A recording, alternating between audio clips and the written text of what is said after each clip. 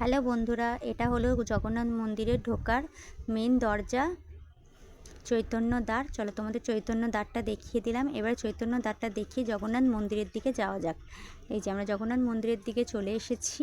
দেখতেই পাচ্ছ প্রচণ্ড ভিড়, এত ভিড় বলার মতন না। এই যে মন্দির থেকে আমরা মোটামুটি ঢুকে গেলাম। মন্দির ঢোকার ভিডিওটা ক্যাপচার করা হয়নি, কারণ ভীষণ ভিড় ছিল। আমরা মন্দিরে ঢুকে দূর থেকে একটু ভিডিওটা দেখিয়ে দিলাম তোমাদের। পুরো মন্দিরটা কতটা আছে, জায়গাটা মানে ভীষণ পরিমাণে জায়গাটা নিয়ে মন্দিরটা হয়েছে।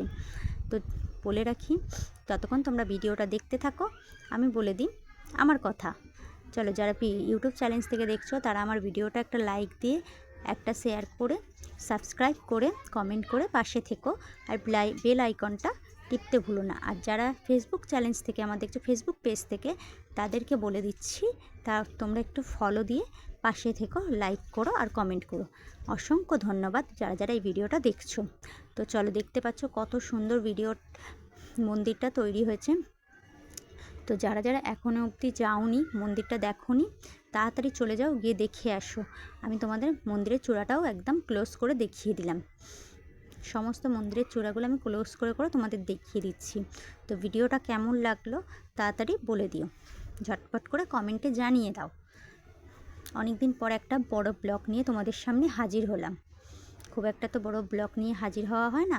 চলো, এবারে আমরা মন্দিরের ভেতরে চলে যাচ্ছি। এটা একটা জগন্নাথ দেব আছে, কিন্তু মেন জগন্নাথ দেব এখনও দেখতে বাকি। চলো, মন্দিরের চূড়াটা ভীষণ উঁচু, বলার মতন নয়। এবারে এই মন্দিরটা থেকে আমরা বেরিয়ে গিয়ে চলো আরেকটা মন্দিরের দিকে যাচ্ছি। এই মন্দিরে গিয়ে এবারে দেখা যাক কী দেখতে পাই। মন্দিরের ভেতরে আমরা ঢুকে পড়েছি। তো তোমরা সবাই যারা যারা এখন অবধি যাওনি, চলে যাও ঝটপট। এই ঠাকুরটা কী ঠাকুর আছে, কে কে জানো কমেন্টে জানিয়ে দিও। আমি জানি কিন্তু নামটা বললাম না। যারা যারা জানো কমেন্টে জানিয়ে দিও, ঠিক আছে? আর তোমরা যারা যারা এখনও অবধি গিয়ে দেখে আসোনি, তারা তাড়াতাড়ি ঝটপট করে চলে যাও, খুব ভালো লাগবে। মন্দিরের চূড়াটাও দেখালাম, আর সাইডে প্রচুর লাইটিংয়ের কাজ, প্রচুর প্রচুর প্রচুর লাইটিং। মানে তোমরা যদি দিনের বেলা যাও এত লাইটিংয়ের কাজগুলো দেখতে পাবে না, যদি রাতে যাও বলবো সবচেয়ে বেস্ট।